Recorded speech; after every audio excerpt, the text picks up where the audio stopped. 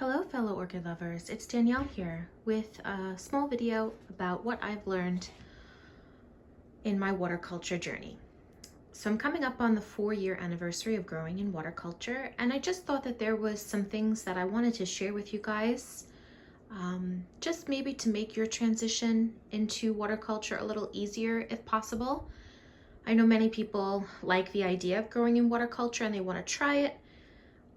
But it's not a method that you can just go into and try and automatically succeed. There is some methodology to it.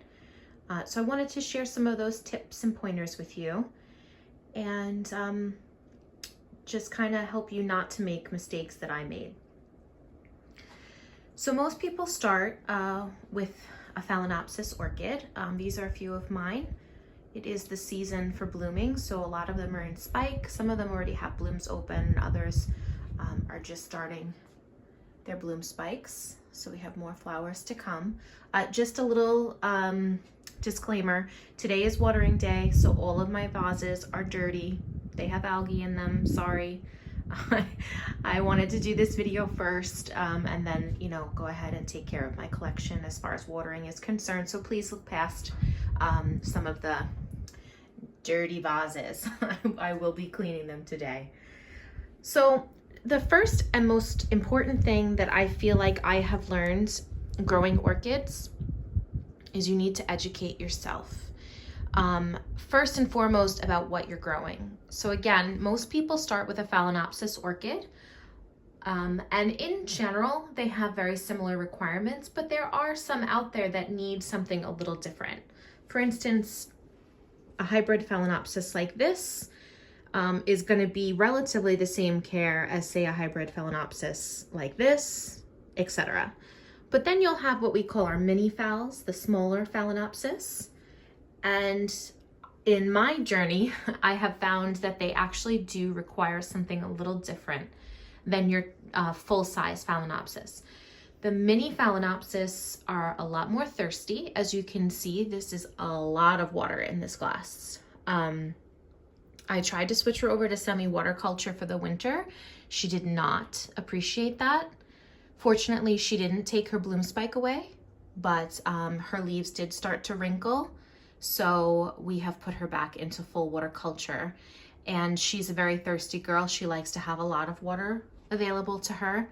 My other mini phals up here, this is the one I named after my niece Aubrey. She is the same. She did not appreciate the semi-water culture, so I switched her back to full water culture. That one didn't seem to mind it. That's a no ID that I haven't really named. So you really need to educate yourself, not just about, let's say a Phalaenopsis, how they grow, what they need to be happy. You also need to educate yourself about the specific plant that you have. And a lot of times that's just by observing the plant. Unfortunately, it is very easy to get stuck in a box. So you do research on a plant, you find out these are the requirements of the plant, and you kind of get stuck there. And you just think, okay, well, so-and-so is growing their Phalaenopsis this way, so I have to grow it this way. And that is not the case. When I first started growing in waterculture, I actually did more damage with that thinking than good. So I thought, okay, so-and-so is growing it this way, I have to grow it this way. And what was good for them in their environment was not good for my orchids in my environment. And so I had a lot of very unhealthy plants. So you really have to take into consideration where you're growing. Are you able to grow outside? Are you growing inside? Is that inside place warm? Is that inside place cool? How much humidity do you get? How much sunlight do you get? So these are all things that you have to take into consideration for your environment and adjust accordingly. So doing research on the type of orchid that you have, you'll get the basis of knowledge of what that plant needs, and then evaluating your circumstances, you will then be able to decide how you can best accommodate for what that orchid needs. So another thing that you want to keep in mind if you're going to start waterculture is you need to decide which version of waterculture works best for you. And there is more than one. Horticulture is just growing hydroponically. Hydroponics is something that has been used, a methodology for growing plants that has been used for a very long time. So it's not a new way of growing, and it's actually a very successful way of growing. So you just need to educate yourself about the different types of methodology that you can use. So the most common types of water culture are what's called full water culture or semi-water culture. Just going to show you, we have some buds on our dendrobium that are about to pop open. So full water culture just means that they have a reservoir of water available to them at all times. That is not saying how much water, it just means that their roots are exposed to water at all times. Now in my journey, I found that less is definitely more. The more water you expose your orchid's roots to, the better chance you have of something going wrong. So therefore, the reservoirs that I expose my orchid roots to are never very high. An orchid actually can go for quite a while without a large amount of water. And so you always want to err on the side of caution and not overwater your plants. So I'll try to see if I can find a plant that I can show you. I can show you with this one. So this is, pay no attention to the type of glass it is in. I will use anything that is glass.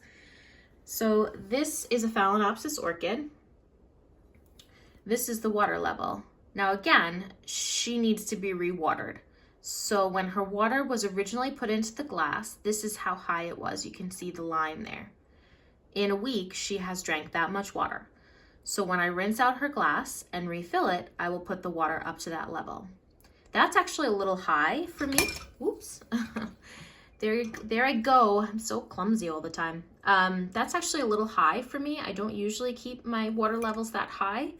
But that is what is considered full water culture, an orchid that has access to water at all times. Doesn't have to be a lot of water. It can just be a little bit, and I do recommend you start off slow, but it's got access to water all the time. Then there's something called semi-water culture, which is what I do with my Tolumnias. So I know that there's a lot of backlighting here, so let me pull one out for you to see. So this is one of my Tolumnias. I don't have their tags in their glasses anymore because I take them and water them every day. So every day this orchid comes out of this vase, and I have another vase with water in it, and I dip it in it for about 15 to 20 minutes, and then it goes back into this cup. And that is what is a variation of semi-water culture. That is a very quick wet dry cycle. That's what a Tolumnia needs. But for something like a Phalaenopsis, what you're going to do is you're going to decide based on your environment how long you're going to keep the orchid in water. So let's take this orchid, for instance. This is my Equestrius. And she is very narrow on the bottom, so we're probably going to drop her a few times. So semi-water culture is when you give them water, you let their roots sit in the water for 24, 48 hours. It really depends on your environment. And then you drain the water completely off. So you would let the orchid's roots sit in water for a day or 2 days, and then you would take all the water out and let the roots dry completely. This method is especially useful in the wintertime. In the wintertime, you're going to find that your orchids are not as thirsty. They're still growing, most of them. Some of them don't, but for the most part, especially Phalaenopsis, they do continue to grow throughout the winter. And so they are going to need water, but they're not going to need as large quantities as they would need on, let's say, an 80-degree day. So semi-water culture is a very valuable tool to use during the winter. That helps ensure that your plant is getting hydration, but it's not getting overly hydrated. There's also something called semi-hydroponics, otherwise known as semi-hydro. A lot of people use leca. That's actually a form of water culture. Water culture is hydroponics, and so is semi-hydroponics. So my version of that is actually what I do for my Cattleyas. So basically what I do with my Cattleyas is a semi-water culture, but I give them something to grow in. In my case, I use glass beads. Cattleyas like to feel anchored and secure. So I have found that I can't really get my Cattleyas very happy if I don't give them something to grow around. I know there are other people that grow in water culture that don't give them any media at all. No leca, no glass beads, nothing, and they are very happy. But I have found in my environment that my Cattleyas thrive best when they have a little something to grab onto. So I have 2 cups. The inside cup has holes in it on the bottom. And once a week, I fill the cup all the way to the top. I let it sit like that for several hours. And then I take the outside cup off, which exposes those holes, and I drain all the water off. And then the Cattleya sits dry for a week. And then every Friday, they get watered again. And they're doing really well with this method. As you can see, this orchid that was in bloom in August, she put out another spike for me. She's got 3 more blooms there. It's not really Cattleya season for me, but I do have a few blooms. My green bird opened up her bloom. This is the first time she's bloomed for me. My Alyssa Nahemi Compton is getting her little buds, are starting to mature there. So we have a few things going on with the Cattleyas. Not a ton, because it's not really their season, but they're doing pretty good. So those are the different types of water culture that you're going to want to consider. Again, you're going to try to find a methodology that's good for your environment, taking into consideration how much time you have. For instance, in my old home, I was very busy. I did not have time to do semi-water culture. So all of my orchids were in full water culture, period, the end. And they still were okay. But I find that now that I've switched them to semi-water culture in the winter, it has made a big difference as far as root growth is concerned. I've mentioned this in my videos before. A lot of times when we see an orchid that's struggling, I'll give you an example here. This orchid dumped all of its roots earlier in the year, and it had nothing to hydrate itself. And so your immediate thought is, oh my gosh, I have to give this orchid a ton of water. And unfortunately, that thinking sometimes leads to the plant to decide, nope, I'm getting enough water because you're watering me every day, so I don't need to put out roots. As soon as I switched this orchid to semi-water culture, look at what she decided to give me. Beautiful roots. So water culture is a valuable tool, especially for rehabilitating sick or rescue plants, but you also have to make sure you're not overdoing it, because A, you can rot your roots that you're trying to grow, and B, you can cancel out their instinct to grow roots by providing them too much moisture. So, just that caution as well. And that's something that I learned over time. A lot of people, they decide, okay, I'm going to grow in water culture, and just think they're going to catch on immediately and get frustrated with themselves when it doesn't immediately happen for them. But that's not realistic. Whenever you learn to do anything, any new skill, whether we're talking about picking up a hobby like painting or knitting, or in my case, I just took up embroidery, you can't expect yourself to be proficient at it right away. You have to learn. It's the same thing with growing orchids. You have to learn, and you have to give yourself time to learn. So try not to get frustrated. A lot of times too, you're going to want to switch up when you do semi-water culture and full water culture. So for instance, for me, as soon as it starts to get hot in here, I really don't run the AC unless it gets above 80 degrees. So when it gets hot in here, I do full water culture with all of my plants. I find that they're very thirsty in the summer. They're doing a lot of vegetative growth, and they need that extra boost of moisture. So I give them full water culture in the summer. A lot of my plants are in semi-water culture in the winter. My Phalaenopsis, definitely, my Cattleyas, my Dendrobiums, a lot of them don't even get water in the winter, or very rarely get water in the winter. So that's something that you're going to want to consider as well. Now, if you live in a very warm place like Florida or anywhere in the South, and you always have nice warm temperatures or consistently warm temperatures, you may want to stick with full water culture for the whole year round. My Vandas are always in water culture. My Vandaceous, full water culture. There's some buds on my Nobly. Very excited about that. Can't wait to share that with you when it decides to pop open. It might also be a good idea if you're going to transition your orchids to water culture to wait until warmer months to do so. And the reason that I say that is a lot of times when we start water culture, we have a tendency to panic and think we need to give a plant more water than they actually need. So if you wait until warmer weather when an orchid is more thirsty, if you make a mistake about that, if you make a mistake and give them a little bit too much water, it's not going to affect them as much in a hot month or a warm month as it would in a cold month. In a cold month, if you give them too much water, you may kill off their root system. So if you can wait until it's a little bit warmer out or even hot to transition to water culture, it's probably a better idea. However, if you have an emergency repot situation, you bought an orchid, you brought it home, you smell the media and it smells disgusting, like rotting vegetation or mushrooms, then you got to do what you got to do. But it is my recommendation, unless you really know what you're doing, to wait until the warmer weather. So if you do have a tendency to overwater, you're not going to kill your plant. They're probably going to be more likely to use that water, and then you can slowly throughout the summer learn how much is too much. And you're probably not going to kill your plant.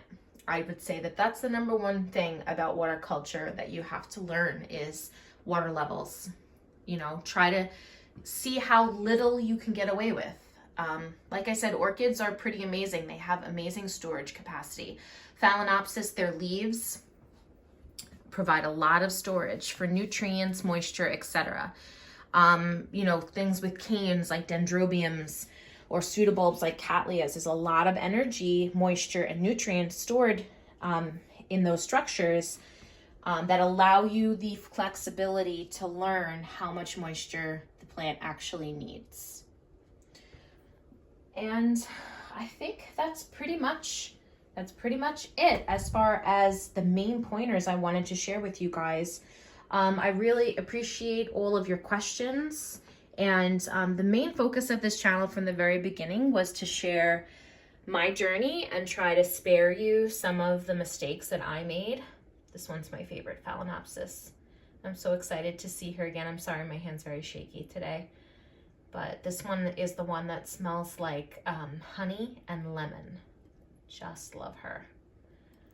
So very excited to see a bloom on her again. But yes, I really enjoy all of your questions. I was thinking of making a video where I actually answer your questions. So if you would like in the comment section of this video to just write any questions that you may have that I can answer for you. And I will write them all down, and I will make another video with those questions hopefully answered for you. So I hope you guys are all having a pleasant week. I know I've been MIA for a little while. You guys, people that have been following me for a while know my life has a tendency to take dips and curves and some bumps and bruises along the way. So unfortunately, I have been a little bumped and bruised lately, but I am always thinking about you guys and looking for opportunities to pop into the grow room and make a video for you. So here I am yet again after being missing for a little while. So again, I hope you guys are all having a great week and looking forward to the beautiful spring weather that is coming our way. And I will talk to you all next time.